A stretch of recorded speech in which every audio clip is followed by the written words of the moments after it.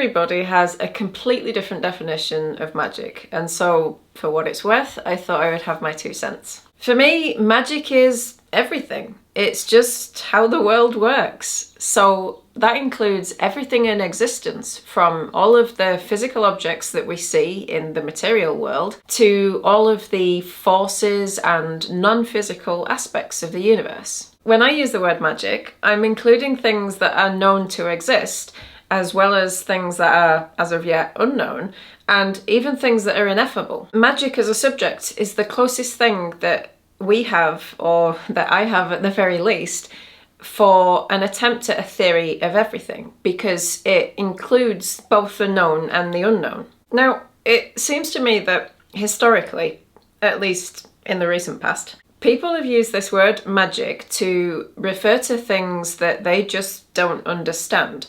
So that would be the class of things that is either unknown or ineffable. And so because the word magic traditionally describes this unknown area, I think that is the reason that people have vastly different definitions in the modern day. But when I think of magic, I include the known aspects of the universe in it as well, simply because what we today consider science and maybe very obvious or very normal, 500 years ago might have been considered as magic and completely supernatural. So just take electricity as an example. This is a very normal and basic part of everyday life for us. But 500 years ago, if you whipped out a smartphone, they'd have been amazed and they would have thought it was some kind of sorcery. So I've said that magic is basically everything that there is, known and unknown. But that's not really very helpful as a definition to try and get your head around magic as an actual concept. Magic as a subject is the fusion of art and science, of the subjective and the objective. It explains all of the natural forces, physical, mental, spiritual, others that we don't yet know about, others that I've forgotten about. It's the holistic view of the universe, taking everything together in its entirety. So yes, magic does include the sciences such as biology, chemistry, physics, psychology, etc. But science on its own just can't describe the totality of magic. Science is a lens that we can use to view some aspects of magic.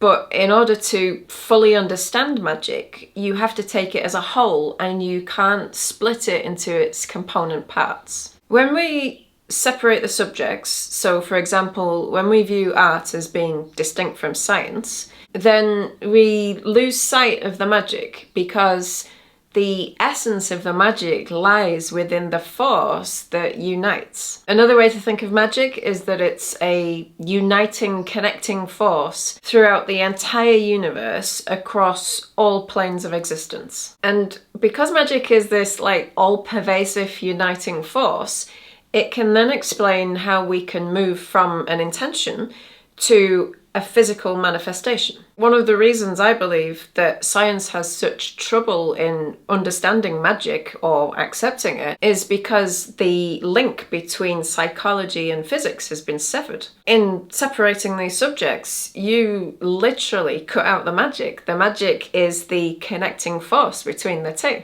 And so we might then like to think of the practice of magic as being the art and science of manifesting intentions. And I would probably add to that it's the art and science of manifesting intentions through the law of cause and effect.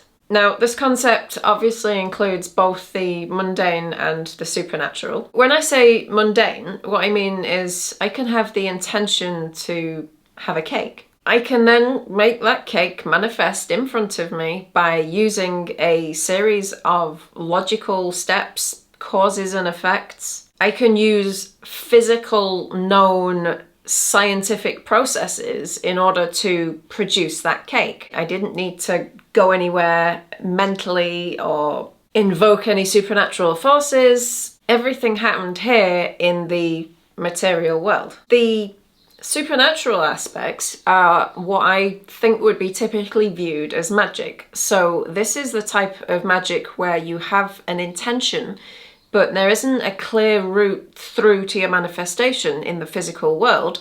So therefore you have to create the magic, you have to start the magic. The cause has to be in a non-physical realm or a non-physical plane. This is where some skill is involved, and this is what people traditionally refer to as the practice of magic, because you have to step outside of the bounds of this physical reality. So to finish with the definition of the practice of magic, that is just as broad as the one that I started with for magic, I would then say that the practice of magic simply involves starting with an intention and then applying the law of cause and effect.